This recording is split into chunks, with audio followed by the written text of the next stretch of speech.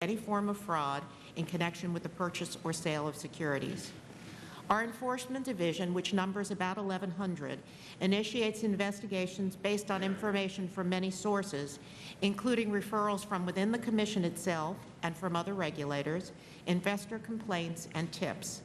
In fiscal year 2008, the Division received more than 700,000 complaints, tips, and referrals.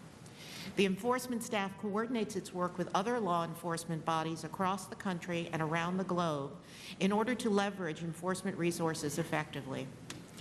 In our actions, we seek a variety of remedies, including disgorgement of ill-gotten gains, permanent injunctive relief against violations of the law, remedial undertakings, civil penalties, revocation of registration, and bars to prevent a wrongdoer from serving as an officer or director of a public company or from associating with any broker-dealer or investment advisor.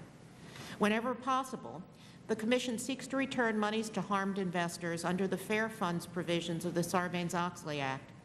Under the authority granted to us by Congress in that legislation in 2002, we have authorized approximately 220 fair funds with an estimated total value of more than $9.3 billion that has been or will be distributed to investors. To halt an ongoing fraud or to prevent misuse of investor funds, we have the ability to seek emergency relief in court, including temporary restraining orders, preliminary injunctions, asset freezes, and the appointment of a receiver to conduct operations during the case or to marshal any remaining assets for the benefit of injured investors. During this fiscal year thus far, we have already obtained 20 temporary restraining orders to halt ongoing frauds. I'd like to take a minute to give you a few examples of our recent work to address the current crisis. Our Enforcement Division has already filed 9 cases involving subprime issues and has many more under active investigation.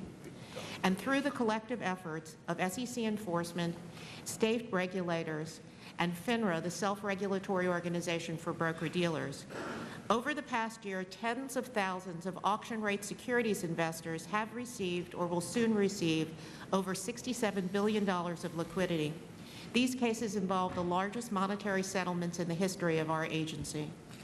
Also, we are investigating the possible manipulation of the securities of 6 large financial issuers involved in the recent market turbulence, with particular focus on claims that credit default swaps were being used to manipulate equity prices.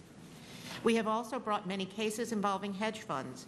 As you know, hedge funds and their advisors are not required to register with us, but we still have authority to pursue fraud cases against them. The SEC has dozens of active investigations involving individuals associated with hedge funds.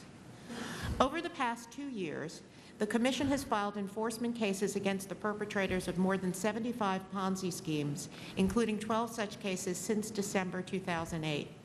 For example, we recently filed an emergency action against Robert Allen Stanford and others alleging a massive Ponzi scheme. At our request, the Court issued a temporary restraining order, appointed a receiver, and ordered an asset freeze. Also this week, we filed a complaint alleging fraud by the accountant who purportedly audited the firm run by Bernard Madoff. A criminal fraud case was brought at the same time. The SEC is committed to finding ways to improve, to act more quickly and efficiently. Within days after her appointment as SEC Chairman, Mary Shapiro repealed the pilot project under which enforcement staff were required to seek pre-authorization from the 5-member commission before negotiating civil money penalties against public issuers. In addition, she streamlined the process for obtaining formal orders, and now they can be authorized by a single commissioner.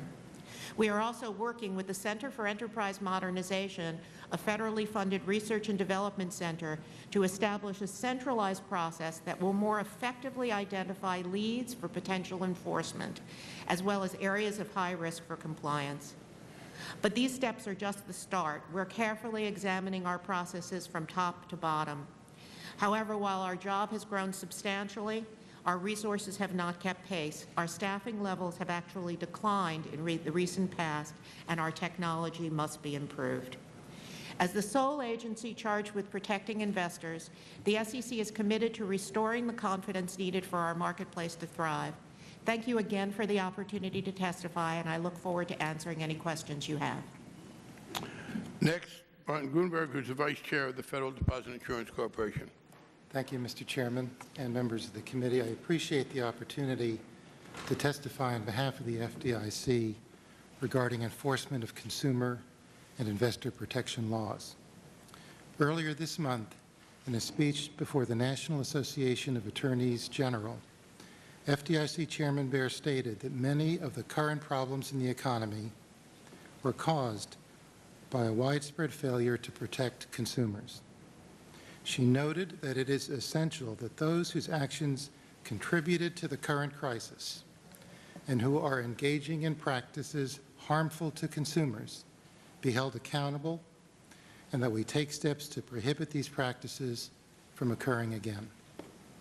The FDIC has a strong commitment to the